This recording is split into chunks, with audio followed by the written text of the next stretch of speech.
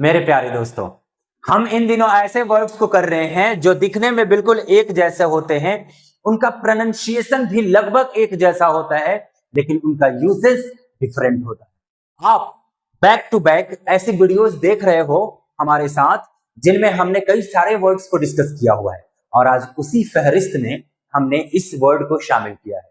जरा गौर करो आप इन दोनों वर्ड्स पर। दोनों को जब आप पढ़ोगे तो एक जैसा ही प्रोनाउंस होगा, स्टेशनरी स्टेशनरी।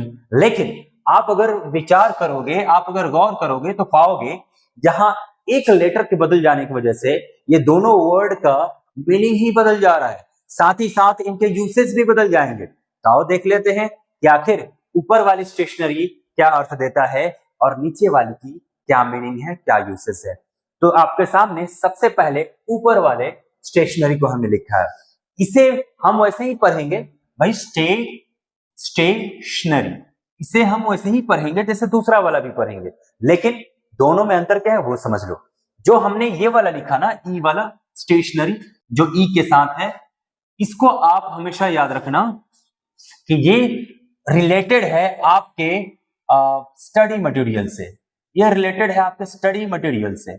जैसे आप कोई भी पेन, पेपर, पेंसिल, ये जो भी वस्तु, जो भी सामग्री आप पाठन योग्य लेते हो, लेखन योग्य लेते हो, तो जो भी सामग्री आपके पाठन से, आपके लेखन से जुड़ी है, वैसी सामग्री को हम कहते हैं स्टेशनरी। जो सामग्री आपके पढ़ने लिखने से जुड़ी है, वैसी सामग्री को हम स्टेशनरी कर लेंगे, कह लेंगे। देखो आप, ये पेन आपके पढ़ने से जुड़ा है, लिखने से जुड़ा है, पेपर है, पेंसिल है, इनवेलप कहते हो आप, ये आपके पढ़ने लिखने से जुड़ा है। ठीक है जी, ये सारे की सारी वस्तुएं जो आपके पढ़ाई लिखाई से जुड़ी होंगी, उन्हें आप कहते हो स्टेशनरी। ठीक है भाई, दिक्कत है? नहीं है?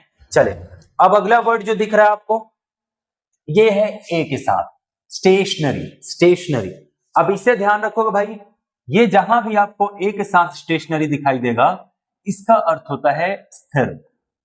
कोई वस्तु जो नहीं चल रही हो, स्टैंड स्टिल हो, मतलब खड़ी हो वैसे ही चुपचाप, स्टैंड स्टिल हो, इमोबाइल हो अर्थात नहीं चल रही हो, या एट रेस्ट, रेस्ट में हो, वैसी वस्तु को हम कहते हैं स्टेशनरी वस्तु।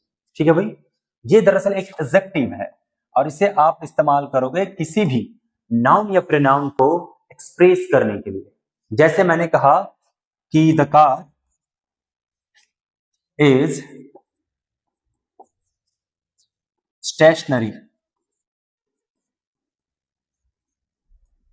कि गाड़ी बस खड़ी है, खड़ी है, चल नहीं रही है। The car is stationary, car खड़ी है। कहां पर? तो आप कह सकते हो एट द ट्रैफिक।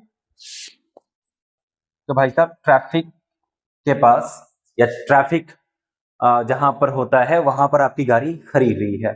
या आप कह सकते हो कि क्रॉसिंग के पास आपकी गाड़ी खड़ी हुई है। तो यहां पर जब आप स्टेशनरी लगाओगे ए के साथ, तो ये दरअसल ए दिखाएगा इन सारी चीजों को। स्टैंड स्टिल यानी रुका है, ठहरा है।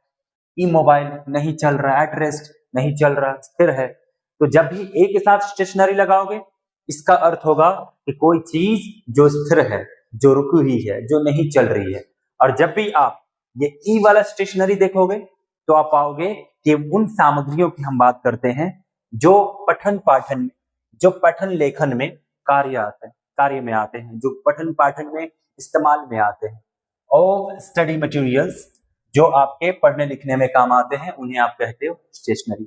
इन दोनों को याद रखने का एक बिल्कुल ही आसान तरीका है कि आप देखना, ये जो आपका स्टेशनरी है ई वाला, इसके साथ आप जोड़ सकते हो पेन। देखो यहां भी ई दिख रहा, आप पेपर जोड़ लो, यहां भी ई दिख रहा।